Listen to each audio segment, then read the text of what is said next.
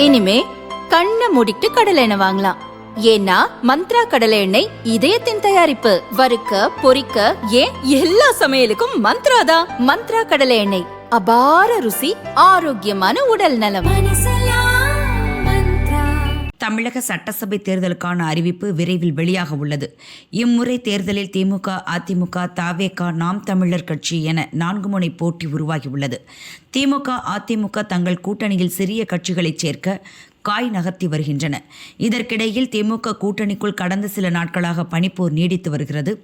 ஆட்சி அதிகாரத்தில் பங்கு, கூடுதல் தொகுதி என காங்கிரஸ் வலியுறுத்தி வருகிறது. இது திமுகவுக்கு தலைவலியை ஏற்படுத்தியுள்ளது. இந்நிலையில் மற்ற கட்சிகளும் குடைச்சலை துவங்கியுள்ளன. விடுதலை சிறுத்தைகள் கட்சி தலைவர் திருமாவளவன் அளித்த பேட்டியில் கூறியதாவது: மதத்தின் அடிப்படையில் சிறுபான்மையினருக்கு எதிரான வெறுப்பு அரசியலை பாரதிய ஜனதா பரப்புகிறது. அதேபோல் ஜாதி அடிப்படையில் பட்டியலினத்தவர்களுக்கு எதிரான வெறுப்பு அரசியல் பாமக பரப்பியது.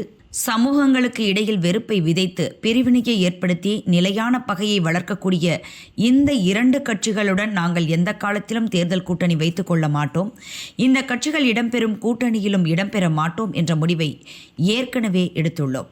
திமுக ஒரு முடிவை எடுத்தால் அது எங்கள் நிலைப்பாட்டுக்கு எதிராக இருந்தால் நாங்கள் அந்த கூட்டணியிலிருந்து வெளியேறுவதை தவிர எங்களுக்கு வேறு வழி கிடையாது.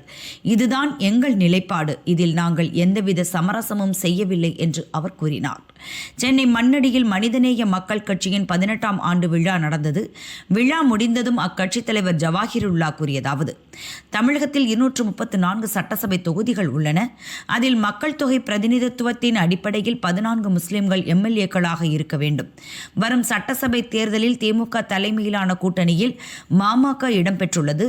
எங்கள் கட்சிக்கு 5 தொகுதிகளை திமுக ஒதுக்க வேண்டும். அதேபோல் கூட்டணியில் இடம்பெற்றுள்ள இந்தியன் யூனியன் முஸ்லிம் லீக், திமுக, காங்கிரஸ், விடுதலை சிறுத்தைகள் கட்சிகளில் உள்ள சிறுபான்மையினர்களுக்கு உரிய பிரதிநிதித்துவம் வழங்க வேண்டும் என்று அவர் கூறினார். தேர்தல் நெருங்கி வரும் நேரத்தில் கூட்டணியில் உள்ள அனைத்து கட்சிகளும் கூடுதல் தொகுதிகளை கேட்பதும், திமுக தொகுதி பங்கீடு குழு அமைக்காமல் மௌனம் காப்பதும் கூட்டணிக்குள் சலசலப்பை ஏற்படுத்தியுள்ளது.